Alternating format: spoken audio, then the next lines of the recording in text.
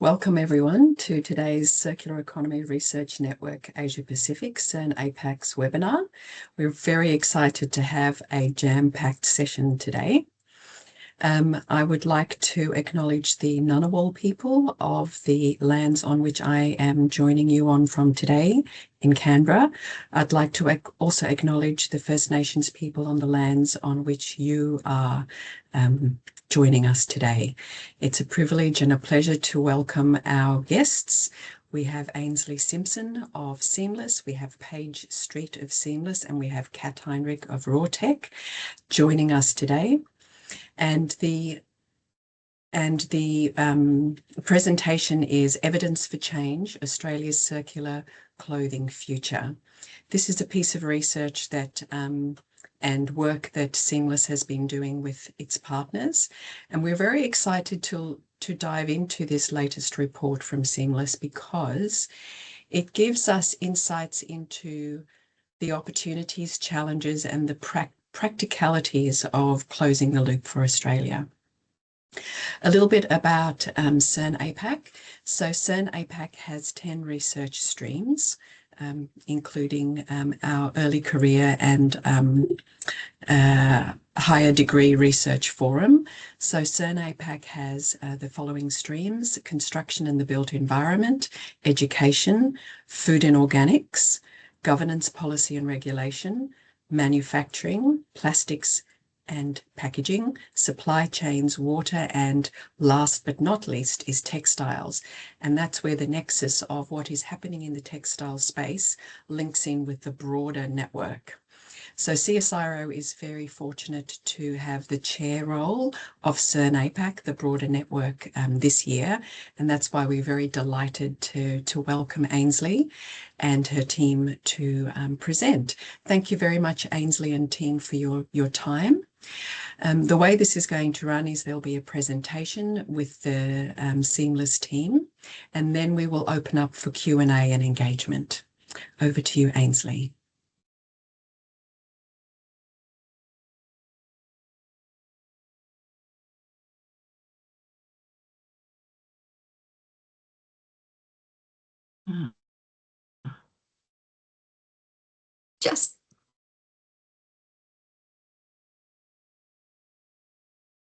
Good morning, everyone.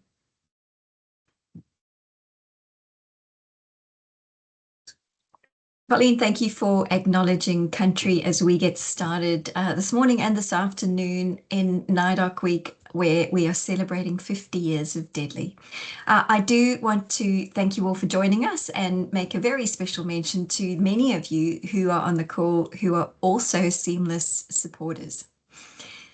Today, we're excited to be sharing the findings of our federally funded program of work, and importantly, the significant role we believe the research community has to play in partnering with Seamless and the CERN APAC network as a central coordinating function for this collaborative future.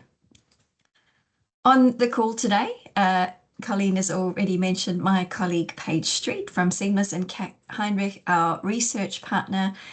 We will be sharing parts of today's presentation and the various reports that we're going to share with you. For those of you unfamiliar with Seamless, I did want to recap that we are the National Clothing Product Stewardship Scheme here in Australia, which is established in 2023. And we commenced operations 2 years ago now, funded by a 4-cent contribution on each new garment placed on the Australian market. Today, we have over 50 responsible brands that have chosen to join Seamless as a voluntary scheme, and another 150 supporters from across the value chain, many of you here in the room. Now, last June, Seamless received grant funding from the Australian government. Today's session will take you through that program of work. It will also highlight the recommendations which have come about from that work, and importantly, how those recommendations are going to ensure that a circular clothing economy and all the related benefits are realised for Australia.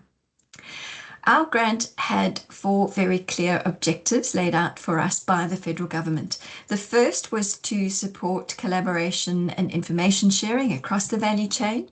The second was about identifying and defining relevant measures for recycling and remanufacturing outcomes here in Australia.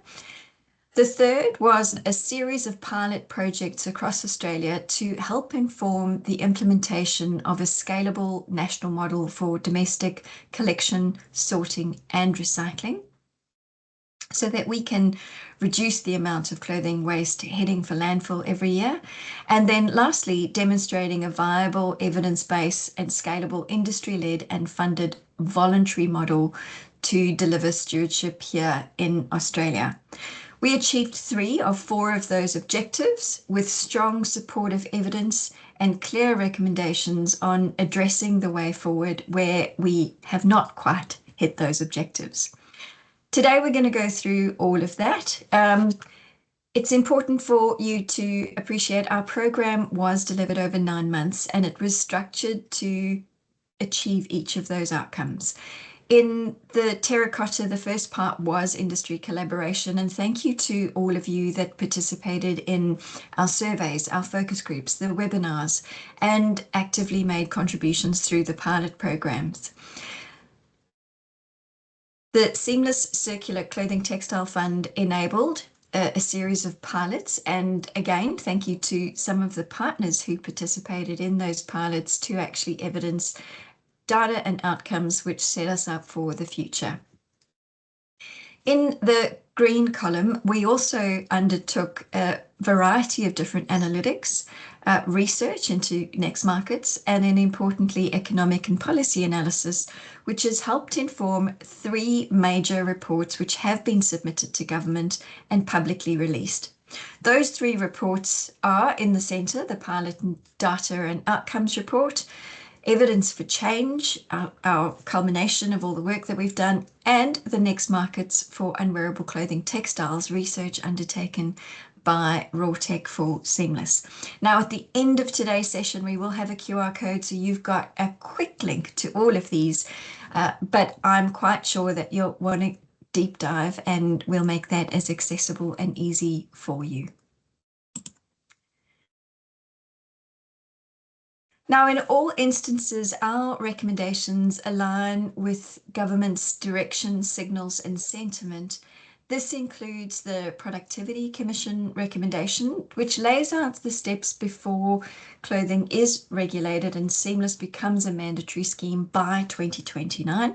It also took into account some of the more recent signals around a circular economy roadmap and the intergovernmental collaboration, which is going to occur across states and territory governments, as was the outcomes of the March Environment Ministers meeting.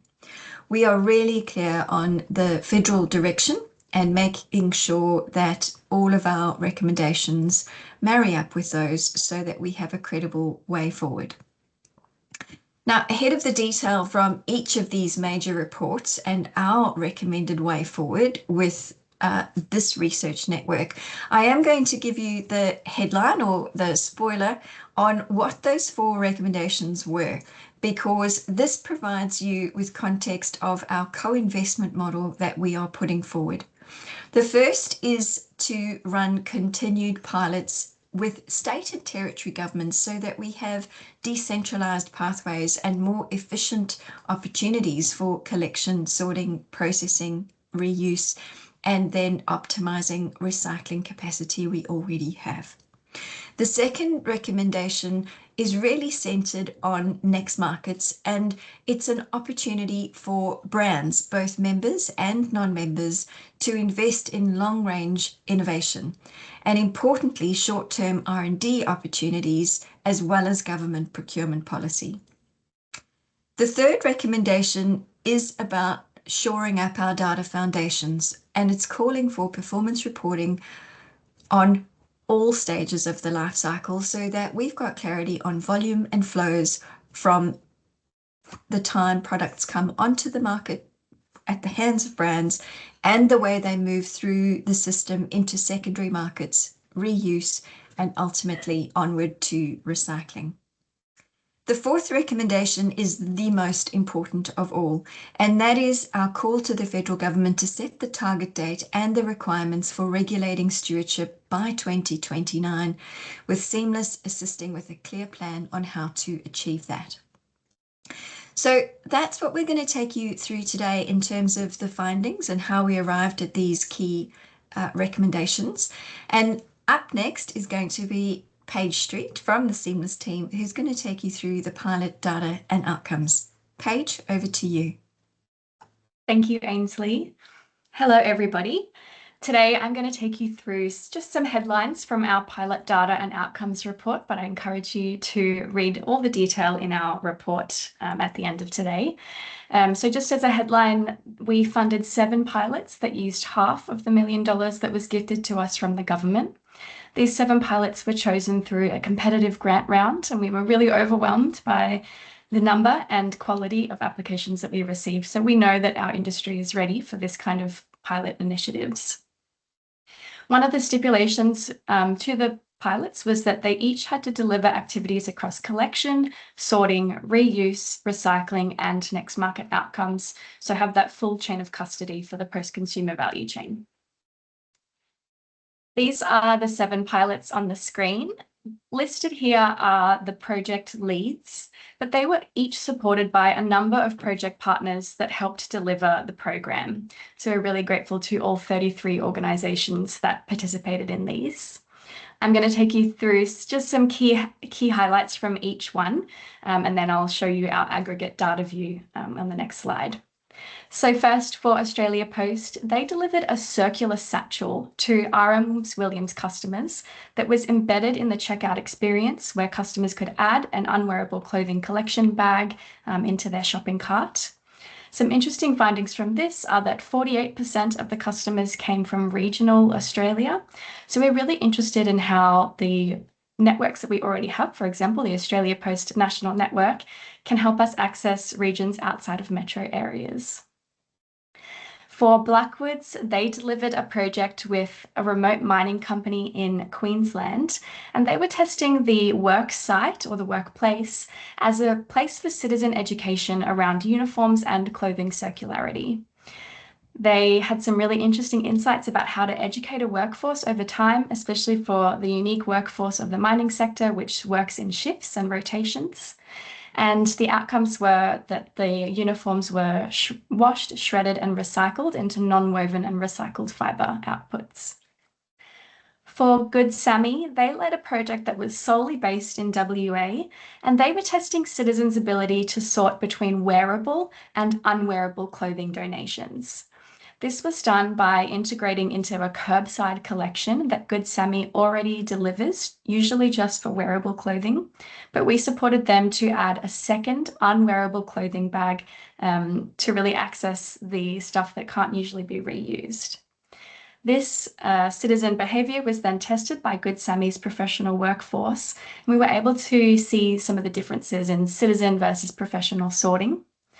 The outputs of this were turned into acoustic fibre panels. Resource Co led a project, Clothing to Construction, and they were our only project that used automated sorting. They were able to reprogram a machine that is typically used and was commissioned for paper and cardboard sorting, and they were able to successfully reprogram it to sort for textiles. This was a really interesting insight for us that the textile infrastructure can build on the infrastructure that's already available in Australia for other product categories. And the output, which you can see Tom holding on the screen, is a commercial and residential grade building insulation that meets Australian standards. And based on the uplift from this pilot, Tom is looking to the next stage of commercialisation for this product. For SCR Group, they also tested citizens' ability to sort between wearable and unwearable donations. This time was testing through a different channel. So they did a curbside similar to Good Sammy, but they also did these public donation hubs, which you can see on the screen. Together with the Good Sammy data, we had a really good base of citizen behaviour practices that we were able to assess. And with this, we've determined that citizens demonstrated between 20 and 50% miscategorization rates. So we're really conscious of the subjectivities between wearable and unwearable clothing. Through the testing of different channels, we also saw that citizens, when they were donating through curbside or through the circular satchel with Australia Post, tended to donate more appropriate donations. We speculate that this might be because there's greater accountability when your name or your address is specifically tied to the location, and also the practical reality that for these bins, for example, citizens might usually use that as their standard bin, and maybe they got there just with one bag but noticed the 2 bins this time. So we're really interested in how that citizen behaviour can be educated and improved over time. Stonehill View was our smallest and mightiest project in regional Victoria in Yackandandah, and we supported them to purchase a small-scale mechanical shredder. And then they worked with their local op shop to divert the unsaleable clothing donations. They shredded this material into a filling or a stuffing that was used in Stonehill View's products, soft furnishing products like cushions, pet pillows, draft stoppers, and these gorgeous little teddies. We're really interested in this project as a regional and really small community-led recycling scale. And what was interesting for the op shop is that usually they spend about $4,000 a year on landfill fees, but this time now they have a local diversion pathway for that material. We're really interested in comparing this kind of small-scale initiative to, for example, the circularity that we saw through the Australia Post national network. And we're really conscious that circularity doesn't just happen in one way, it happens at many scales all around the country. Finally, Vital Chemical led Project Recarbon, and they used a method of pyrolysis recycling that uses heating to burn textiles back into a biochar.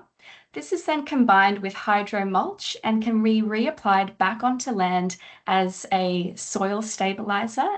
And what's interesting about this is that this method is really good for materials that are typically difficult to recycle, and it's able to burn away forever chemicals like PFAS. So particularly for this project, which used mining uniforms with high vis on it, which often includes PFAS, we're really interested in that as an outcome for those difficult to recycle materials. So taken all together, our pilots collected 31 tonnes of clothing. We've separated our collection channels into 3 main categories, one being public donation hubs, so workplaces, store drop-offs, or outdoor collection bins. Another being direct from citizen channels, which involve curbside and postal satchels. And then finally, direct from businesses, because we know that businesses themselves create textile waste, and there are methods of collecting that don't involve citizens. In the pink sorting column, we can see, as is standard practice globally, manual sorting takes up the lion's share of the sorting practice. I've already spoken through the automated sorting that Resource Co led, and we have called this middle option hybrid sorting. And this was Good Sammy. We supported them to purchase a couple handheld optical sorters, and this acts as an addition to their manual labour sorting line, and it brings that fibre specificity. Moving us into the green column, we can see that we made sure that everything that could be worn again was put into reuse pathways where possible, and then the rest was put into a huge diversity of pathways. We're really seeing that no single solution can handle the complexity and the volume of clothing textiles. We can see that mechanical recycling took the lion's share of that unwearable clothing, and we're really seeing that mechanical recycling has more forgiving feedstock requirements, and so is going to bring much more of the scale needed to address clothing waste. Our outputs really ranged. We had everything from outfits that were put on the Melbourne Fashion Festival runway to insulation and other built environment applications, recycled fibre, textile biochar and energy. Our team have had a really big learning curve in the applications that textiles can have outside of the fashion industry, and we're looking forward to collaborating more with different sectors to progress the next markets. So our outcomes demonstrated that citizens are willing to participate in a trusted and convenient service for their unwearable clothing, but quality control must sit with the system. So just because we might have a wearable and an unwearable clothing bin doesn't mean we can necessarily direct the wearable bin straight to reuse pathways. There still needs to be a level of sorting there. We know that collections can increase quickly, but this runs the risk of stockpiling. And so we're seeing system effectiveness as, we're seeing next markets as the essential piece for that system effectiveness to make sure that what is pulled through the system actually has a market to go to. For this reason, we see sorting as the critical control point, but sorters can only sort for the pathways that they know. And we know that sorting for reuse has different criteria than sorting for recycling. So all of this needs to be determined before the system is set up. Number 4, we're seeing open loop recycling as the immediate solution to tackle Australia's textile waste problem, but closed loop being an important long-term goal that we work toward, and that is coupled with our efforts in the area of circular design as well. Finally, and which Kat will touch on this more today, next market development and policy are essential for a functional and circular system. This brings us to our first recommendation, which we are pitching to state and territory governments. We're calling for them to fund place-based solutions for collecting, sorting, processing, reusing and recycling clothing in Australia within their state. For the research community, we see that there's an opportunity for you to be involved as project partners. We had a number of universities and researchers who participated in our pilot projects and gave incredible insights. This will allow improved access to end-of-life solutions and greater industry data on the operational realities that systems can face. We hope to expose new technologies, business models, and service providers, and importantly, stimulate demand for greater infrastructure for circular clothing textile chains. I am going to hand over to Kat. Thank you very much, Paige. And I've seen you give that presentation before, and it's always inspiring to hear more about those pilots. Incredible how much can be achieved in a short period of time by all those innovators and researchers and seamless. So well done. So perfect segue as well to talk about next markets. So the team at Rawtec, which include myself and my colleagues, Meg Ellis and Lucas DeGaris, led research to undertake and understand better about next markets for unwearable clothing textiles. And what that involved is characterising the current Australian clothing textile recycling system, reviewing global policy and regulatory settings to advance circular economy outcomes, as well as really understanding what the current and potential next markets are for unwearables. We also examined key drivers, barriers and enablers for scaling these markets.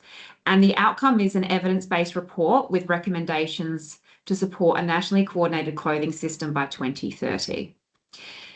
So a little bit about our methodology. Stakeholder engagement was an absolute key part of this research because it helped ground our analysis in current industry experience. We engaged stakeholders through 3 main methods that include the interviews. We had 10 of them with Australian recyclers and proponents in the next markets, 4 focus groups with 47 participants and 54 survey responses. So participants represented a broad cross-section of the clothing textile systems. It included clothing producers, reuse operators, recyclers, product manufacturers, state governments and academia. And for today's presentation, I'll focus on the findings from the next markets analysis, looking at where there are current or emerging market potential for unwearables, and which pathways appear more ready to scale in the near term and the longer term opportunities and what barriers still need to be addressed. So I'll be sharing insights across 4 next market groupings. The first one you see here up on the screen is consumer goods as well as industrial goods. I'll also be talking about the built environment, environmental applications and energy and industrial fuel. So I should mention as well, before I go into these, that the end markets and products are not necessarily exhaustive, but rather they reflect the opportunities that we identified through our research. And then I'll briefly touch on the recommendations for building a more coordinated national system to support these markets by 2030. So when it comes to clothing, goods and consumer and industrial goods, there are a range of different opportunities. The highest value is, of course, fibre to fibre recycling because it keeps textiles within the textile system. So this means taking unwearable garments and turning them into recycled fibres or polymer inputs for new textiles.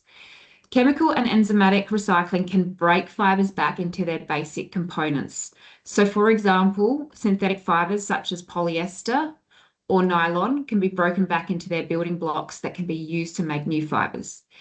This pathway is promising with use of some clothing-derived feedstock through overseas spinning mills and growing Australian capabilities in chemical, enzymatic and mechanical recycling.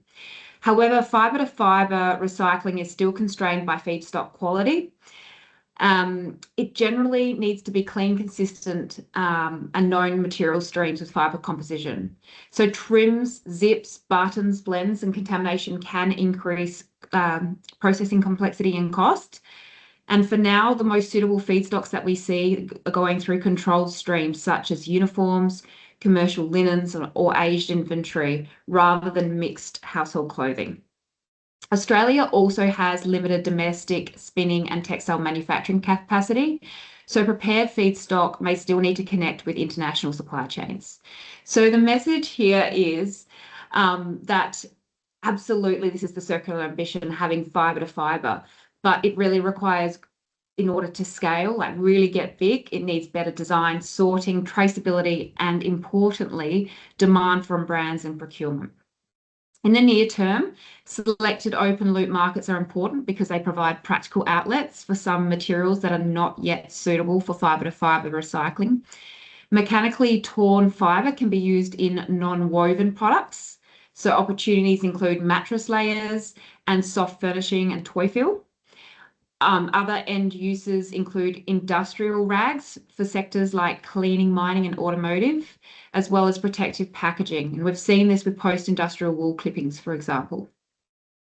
Each of these applications have their own constraints around cost, consistency and competition with virgin materials, but together they provide some practical pathways while high-value recycling systems continue to mature. Next, on to the built environment. A promising near-term opportunity that we looked into was thermal insulation, and you heard a little bit about it before from Paige when she was talking about the pilot. So this involves sorting garments, decommissioning them to remove the hard points, mechanically tearing them into fibre, and incorporating them into non-woven insulation bats. Australia already has a large insulation market supported by building standards, energy efficiency requirements and retrofit activity. So this opportunity is to replace some conventional inputs with clothing-derived recycled fibre. Now, recycled textile insulation may offer some handling and performance benefits, including easier and safer cutting and installation compared to conventional glass wool, as well as moisture resistance and recovery of performance after water exposure in suitable applications. One of the main constraints that we heard about through the consultation is the competition with low-cost glass wool and virgin polyester products in a very tight cost competitive market. So thermal insulation is a near-term opportunity, but scaling it will rely on the sorting, the mechanical recycling capacity, as well as, importantly, the demand side support. And that's where we see that public procurement can play a really important role through schools, social housing and public infrastructure. Just think about all the use of insulation in those particular applications. And a related opportunity to this is acoustic insulation. This uses a similar feedstock and preparation processes to thermal insulation, with mechanically torn fibres used in acoustic panels and bats. And what we see is demand is expected to grow as buildings use more hard surfaces, such as schools, offices and public buildings. And there's also a greater emphasis of the need for acoustic comfort and quieter spaces. So like thermal insulation, uptake again will depend on demand side support. Other built environment opportunities include carpet and artificial turf underlay, which can use mechanically torn textile fibres, but the domestic market for post-consumer clothing appears more limited at this stage. Textiles can be incorporated with materials such as waste glass into ceramic style or composite architectural products, such as tiles, bench tops, or decorative surfaces. And these are emerging innovations rather than scaled markets at the moment. When it comes to the next grouping, we looked at environmental applications. Our research identified a mixed set of pathways rather than one clearly mature market. You heard from Paige earlier, who was talking about pyrolysis. So pyrolysis is used in high heat and low oxygen environments, breaking down fibres into a stable carbon product known as biochar. And the seamless pilot work has shown that hard to recycle textiles, including workwear, can be converted into biochar for use in hydromulch. And that's about supporting soil health. This illustrates an innovative pathway for managing hard to recycle clothing textiles and recovering value from them. Other potential pathways and next markets identified through consultation included cellulosic clay soil additives, for example, using cotton-rich feedstock, geotextiles, which offer large-scale demand through non-woven geotextile applications. But again, it would need to compete with other products on a cost and performance basis. Composting was also identified as a potential pathway for natural fibre textiles. However, at least in the short term, this is unlikely to be suitable for post-consumer clothing due to the high contamination risks, and also using textile-based substrates to support algal growth in waterway rehabilitation projects. So a huge diversity of potential applications in the environmental sphere. Lastly, in energy and industrial fuel, which we really see as a residual recovery pathway, not a preferred circular outcome.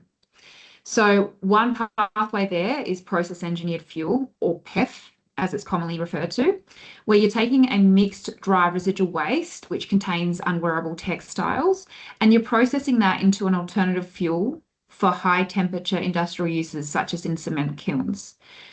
This can divert some material from landfill and displace fossil fuels, but textiles are generally part of a broader residual stream rather than a dedicated feedstock. While they can contribute calorific value, the fillers and the dyes can increase ash content, and the fibrous nature can cause handling issues. So there are some limitations there in that application. In addition, there's thermal energy from waste. We're seeing a lot more of that pop up and emerging around Australia as a way to deal with the residual waste stream, particularly interest in the East Coast, for example, that's emerging with the challenges with landfills. And we've seen a plant set up in WA. And again, this is another pathway for handling that mixed residual waste stream, of which textiles is a component of it. So overall, energy and industrial fuel may have a role for residual textiles that cannot be reused or recycled, but again, it should sit below those high value open loop and closed loop recycling options that I shared earlier. So to summarize, the Next Markets project shows that the markets for recycled clothing textiles do exist, but they are still largely underdeveloped and need coordinated support to scale. Our research identified that Australia has installed capacity to process around 86,000 tonnes of unwearable clothing textiles each year, including 22,000 tonnes through recycling and 64,000 tonnes through energy recovery. A near-term opportunity is to grow those open loop solutions because they do provide practical outlets, subject, of course, to feedstock quality, cost, and market demand. And also expanding closed loop fibre to fibre recycling remains a longer term circular ambition. It's happening to some extent already, and there's so much innovation happening in Australia, but it is quite challenging when we consider the broader, highly mixed clothing stream. The key message here, which is in line with what Paige was saying earlier, is that there is no single solution that can handle the full volume and diversity and challenges associated with unwearable clothing. Rather, a portfolio approach should be taken. So we need to keep in mind always the hierarchy, always prioritize reuse and then recycling wherever possible, scaling those open loop and closed loop applications, and then reserving energy recovery for residual materials that cannot be managed through those higher value pathways. So when it came to our recommendations, we were really focused on moving from the fragmented pilots and voluntary action that's happening towards a coordinated national system for unwearable clothing textiles. So the very first priority is about transitioning Seamless into a mandatory product stewardship scheme, and that should really cover all clothing placed on the Australian market. And that would create clear obligations for brands and retailers, including financial contributions, product design standards, and reporting requirements. And that matters because at the moment, the costs of managing unwearable clothing and textiles is largely falling on councils, charities, and the community, while many of the decisions about the design of the clothing and whether that can ultimately be reused or recycled is made much earlier with the producers. The second priority that we have there is about better data, standards and traceability. We need consistent reporting frameworks to track clothing flows, feedstock quality, recycling outcomes, and system performance. And this will provide evidence-based policy. And it's also really important for improving public trust. We've seen the history with soft plastics and some of the challenges that occur when things are not going to plan. And so it's really important to have that transparency and know where the materials are going and giving more confidence, not only to the consumers, but also the recyclers and manufacturers who are receiving these products to have the confidence that they're going to be fit for purpose. A major theme in our recommendations as well is about creating demand. So without the demand for recycled products, it is not a truly recycling system. It's only really a stockpiling and sorting system. So we recommend staged circular procurement across government, beginning with the built environment, uniforms, and workwear. And this will help create reliable demand for products containing domestically recycled content and support investment in domestic recycling and manufacturing. Alongside this, building and construction standards should be investigated as a way to grow private sector demand, particularly for applications like recycled textile insulation, so both the thermal insulation and the acoustic insulation. The recommendations also recognise that the recovery system needs to be financially sustainable and collaborative. Charities, social enterprises, recyclers, and private operators all have different but complementary roles. And support should strengthen reuse first, with recycling reserved for genuinely unwearable textiles. And finally, Australia has the opportunity to position itself as a leader in textile recycling innovation and research. And I've got to say, we're not starting from scratch. There's already so much amazing activity happening across the country, across both the commercial and NGO sector, as well as universities, which have tested real-world approaches to collection, sorting, recycling, and next market development. So targeted investment in research development, commercialisation, and workforce capability backed with that long-term policy certainty can help these efforts to scale. So overall, these recommendations are about building the conditions for scale, producer responsibility, better data, stronger demand, collaborative recovery systems, investment in innovation, and stable long-term policy. And researchers have an important role to support with further developing the evidence base to support this transition. So on that note, I'm going to hand back to Ainsley, who's going to talk about their next recommendation in this space. Thank you, Kat. Off the back of this important research work, the first of its kind, Seamless has released our position statement on next markets. This makes clear that establishing next market demand is fundamental in order to create the pull-through and close the loop. It also means that we need to invest in long-term planning for market development, and most importantly, clothing producers have a role to play in driving this next market demand. This is important context for how we arrived at all of our recommendations. You would have seen the many recommended actions that Kat has spoken about. And in order to progress a useful, practical way forward, pragmatically, we considered all of the likely future scenarios. On the left-hand side, you can see it was about maintaining the future status quo. So doing nothing different from what we're doing today. At the other end of the spectrum, we considered moving to a regulated or a mandatory setting immediately. But what we know from all of the signals and the settings which are coming out of government, both federal and state, is that we are likely to be Goldilocks and land somewhere in between. And in order to move forward, we must consider what is going to be the best opportunities for us to continue participation with producer responsibility, how we can drive increased resource recovery, and most importantly, what we can do to advocate for the necessary policy and investment settings that we require here in Australia. That is how we came about our 4 recommendations. It pulled together all the information from our pilots, from the research, from the economic analysis, arriving at these very clear 4 recommendations. Kat mentioned that 2 of the recommended actions from the Next Markets report addressed all 6 of those enablers for managing clothing at the end of life. The first is the mandatory setting, and advocacy is one of our 3 top priorities for this financial year. And the other is continuous investment in R&D, or recommendation 2. It addresses all 6 enablers and informed our Next Markets position. Recommendation 2 creates the opportunity for non-seamless brands to participate with Seamless and have them help shape a more circular future. When we look in more detail at recommendation 2, you can see that what we know from the research is that we do need to undertake more R&D. We need to stimulate greater demand.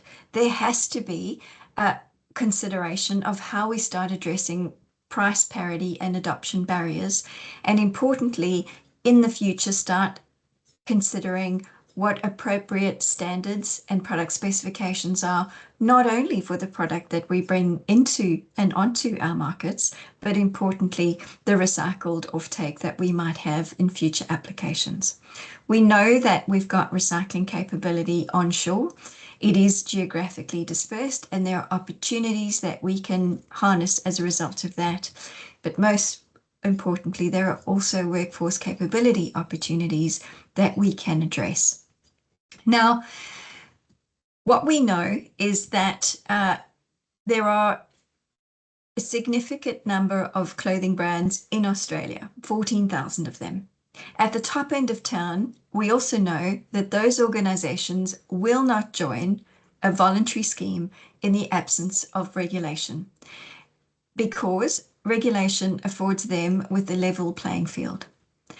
At the same time, Seamless cannot walk past anti-competitive tensions, and we must find new ways to collaborate in this transition phase to regulation. One of those ways, which delivers skin in the game, is innovation, and it creates an opportunity for high volume brands specifically to benefit from the associated tax incentives in investing in innovation and R&D.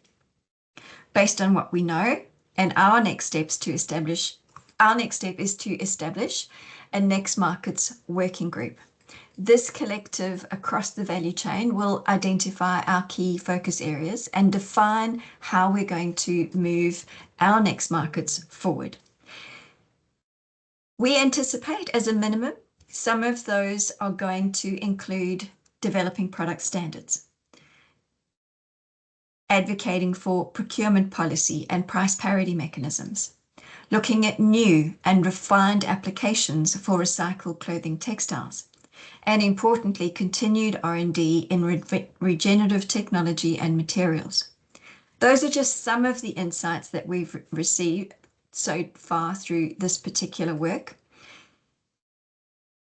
To connect the research community in, And as a conduit with the Next Markets Working Group, we will also establish a research reference group coordinated through the chairs of the Textiles Circular Economy Research Network. As an incredible organisation or collective of researchers, we know that you already have great ideas. So we are looking to assemble an investment-ready suite of research proposals which Seamless will broker with clothing brands trading in Australia. Some of these proposals will be small. Many of them will be staged and cumulative, and a few of them will become exponential. We want to be able to be in the best position to seed them all through well-executed go-to-market with our collective of stakeholders. And we know that you already have a wealth of excellent ideas. Many of you are already partners and you regularly share opportunities with us. But we want to work with more of you to bring valuable proposals to the attention of relevant stakeholders and for us to help attract and secure the funding required to progress to proof of concept, to commercialization, and with next generation of skills and capabilities leading to more meaningful jobs in a circular economy. So our next steps, and you will see these coming through all of our communications in the coming weeks, are to establish the expressions of interest for our Next Markets Working Group, alongside the opportunity to participate in our research reference group, which will be coordinated and conduited through the CERN APAC collective, of which all of you are a part. Some of the work that needs to happen in the interim before we arrange our first meetings is to consider things like governance. We recognise we need a really strong terms of reference and an approach to credibly manage IP. We'll agree on what the cadence looks like. That could be quarterly meetings with interim sessions for ideation. We'll agree on the approach to how we ideate and then actually form up innovation proposals. And then importantly, how we will go about sharing and creating the demand side pool for the shared investment and partnerships and grant seeking, which are going to enable all of these ideas to come to life in a commercial and credible way. As the funds start to amass, what will be important is that we create an innovation advisory board, which reports into the Seamless Board of Directors. This will be an important governance arrangement, particularly for those brands who are contributing quite significant and material amounts of money towards innovation and R&D into the future. And of course, also if they are tapping into the R&D tax rebates. I did mention we've got a QR code for you, so if you're interested in any of the reports that we've shared today, which will provide you with the direction and the clear opportunities for research and development proposals of the future, you can download them now. But Colleen, we're going to take a pause so we can use the next 10 minutes to do Q&A and engage with your mighty network.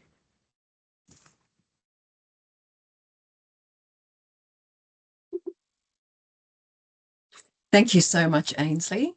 Thank you very much, Paige, and thank you very much, Kat, for a very exciting, very comprehensive set of presentations, but also for the hard work that you are all undertaking as part of the much, much bigger circular economy transition. Small loops, big loops, cross-connecting loops are what we are about, and cooperating together. I see this as a symbiosis of all of us working together on this wonderful country, working together to value the resources that we have.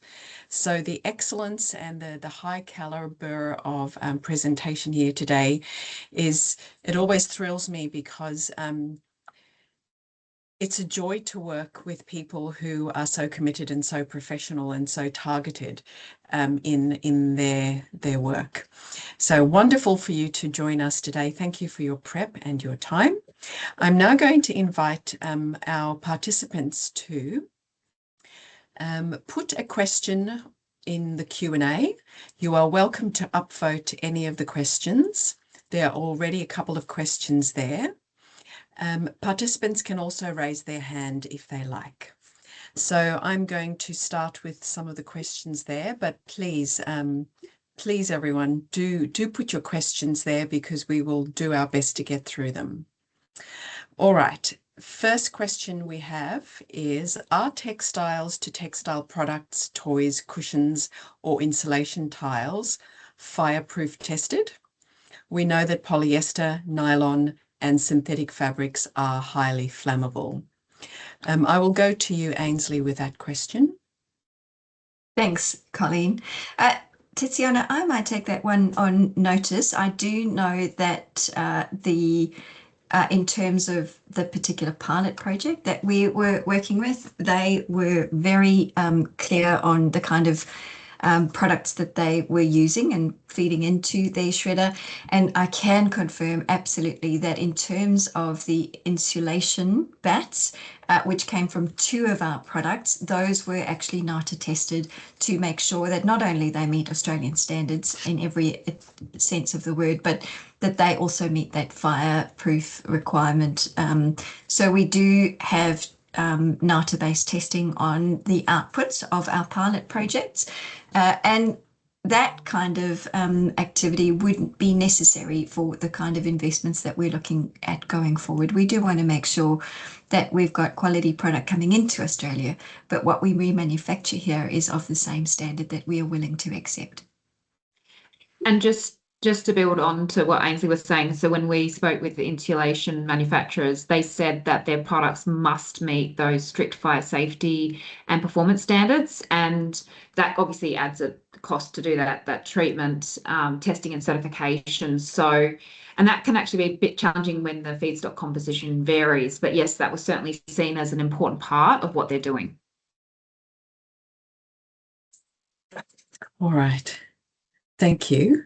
We also see some specific types of clothing being converted into insulation. So, for example, Genius down in Melbourne, which is specifically looking at cotton itself. So lots of exciting work there. We have a question, a comment and then a question from Will Rifkin. Good to see figures on scale of different schemes and tests of services that can scale. Good coverage of an array of options. It reminds me in ways of reports put out to BZE on concrete alternatives. What have been the 2 biggest challenges in fostering this sort of cross-connecting collaboration that you suggest is needed? It can be like herding cats, and we all love cats. That's my final little bit. So yeah, there's a question there about that cross-connecting collaboration. Ainsley? Thanks, Colleen. Well, on cats, I do love cats, but I'm allergic to them. But I think that the antihistamine to Will's question is actually finding really quality partners. It can be really challenging. And we also know that this next stage of Next Markets development is going to be hard. It's going to be messy. It's going to take a lot of time, which is why it hasn't already been done.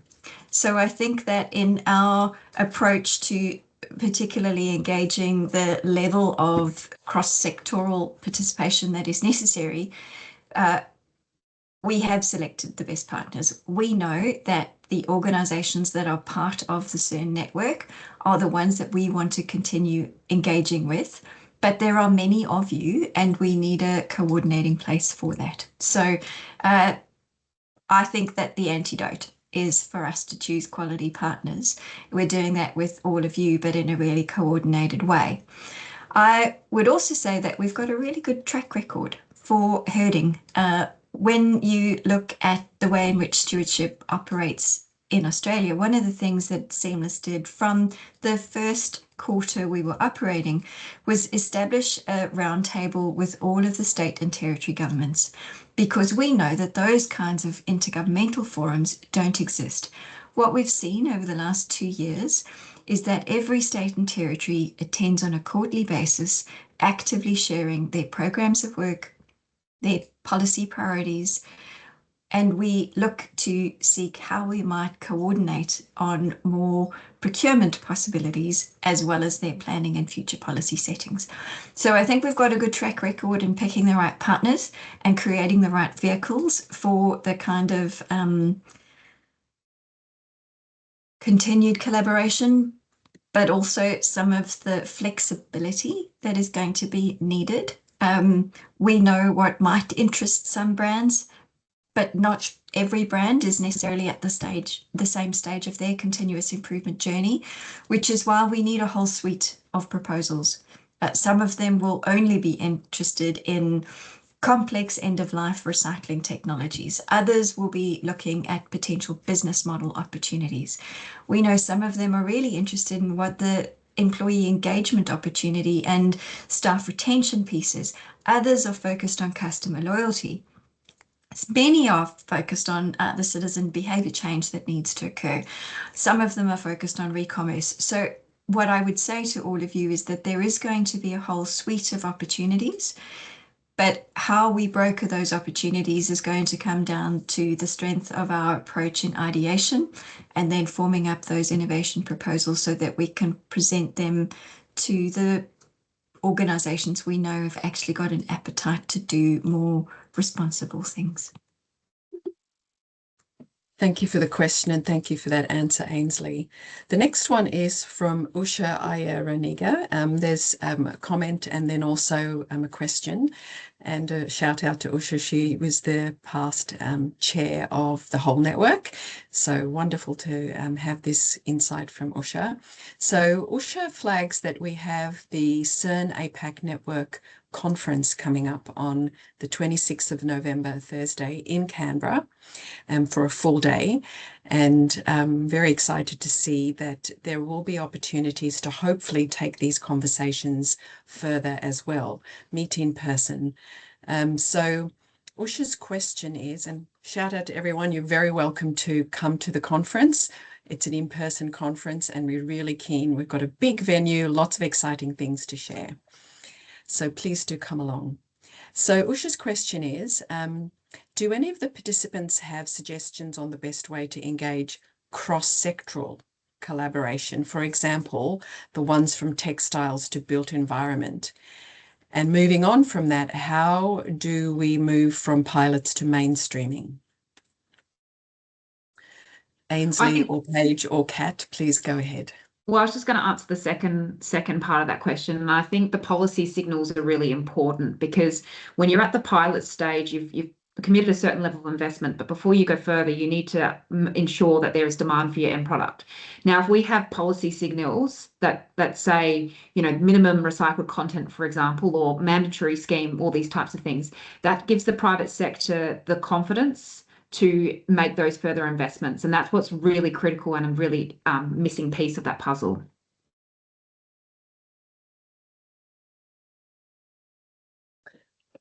Thank you, Kat. Ainsley and Paige, do you have any other comments to add? Because we've got a lot of additional questions coming through. No, I think Kat nailed that. Thank you, Kat. Beautiful, beautiful. You've got your seamless badge on today. Yeah. So our next question is from Alice Payne. Congratulations to Seamless and the Rawtec team on these important findings. Alice could imagine some research may be projects that are very applied and be commercial in the near term, and there others might be longer term with much lower technology or social readiness levels. So Alice's question is, where do you see the balance between these sitting in the Innovation Fund? That's a question for you, Ainsley. It is, and it's a useful one, Alice. The balance is really also married up quite tightly with what we know to be the level of brand readiness for some of these opportunities. So some of them do want really short, sharp, commercially focused outcomes as fast as possible, as I'm sure some of you will know working with these partners already, whereas others are actually interested in the long-term alternative materials, innovative new regenerative technologies. There's going to be a balance of both because there is an appetite, albeit a smaller scale one for that long range opportunity. There is interest, but oftentimes there is a lack of investment opportunity. By providing particularly our members with these kinds of opportunities, they get to pool their funds through Seamless and then have access to those long range opportunities that they want, but they wouldn't necessarily be able to progress on their own. Some of the short, sharp ones might be a unique brand partnership that we're able to broker, and that might move more quickly. But what we know is that there's actually scope and appetite for all of them. How we prioritize those is going to be based on the work that's done by our Next Markets Working Group in prioritising those focus areas, which we'll then be able to share with the Research Reference Group, and we'll be able to ideate what those might look like. We do know that there is appetite for this, so it is going to be a balancing act, but we know that there's opportunity for all. Thank you, Ainsley. We've got a wealth of questions and comments, so I'll raise just one more and then we'll wrap up because we've come to time. Thank you everyone for engaging so much in the Q&A. This is marvelous. So our final question is from Alicia McCallion, and she says, great work team. Her question is regarding how much of the forward R&D and strategic agenda will also include the use product extension phase, repair, reuse and resale. So shifting beyond, of course, end of life and then starting to the use phase. And of course, you've already flagged the what can we do about the birth for circularity. Well, Alicia, we have just come out of a strategic review, and this particular part of our remit does include that the full element of post-consumer life cycle. So we will always honour the hierarchy of use. It is buried in our code of commitment, and it is always our first port of call. We want to ensure that clothing has an extended life for the longest possible time. So there will absolutely be investment there. And what we also know is that most certainly brands that perhaps are not operating at the top end of town by volume, the next tier down are really interested in how their business models can evolve to provide their customers with more value through reuse and repair and re-commerce opportunities, because that is absolutely on the agenda today. So I don't know what the proportion will be. That will be based on the brand's appetite, but I can assure you that use phase is definitely part of the work that we need to do and invest in, and brands are ready to do that as their second order priority. That's very, very promising to hear. Thank you, Ainsley. Thanks, everyone. We've come to time. I'd like to say a big shout out to Natasha Porter, who has in the background brought together this wonderful event today. Thank you very much to all the participants for all your energy, interest and curiosity and your questions. And last, but definitely not least, thank you to the Seamless and Rawtec team for presenting today. We all really appreciate your hard work, and we appreciate your engagement with the R&D network, but also the way you're trying to move a circularity of clothing, but circularity more generally forward with the whole ecosystem. I really value your time. Thank you very much. This recording will be made live on the CERN APAC YouTube channel at some point when we've got it loaded up, so you can rewatch it. Otherwise, we might see some of you at the conference in Canberra on the 26th of November. And in the interim, please, network members, keep your brains ticking over of ideas for circularity, not only closed loop, but open loop of clothing, and watch this space to engage with Seamless. We're very excited to see where this goes and help push the needle. I didn't mean that pun, but maybe I did. All right. Thank you very much, everyone. Have a good day. Thank you. Bye now.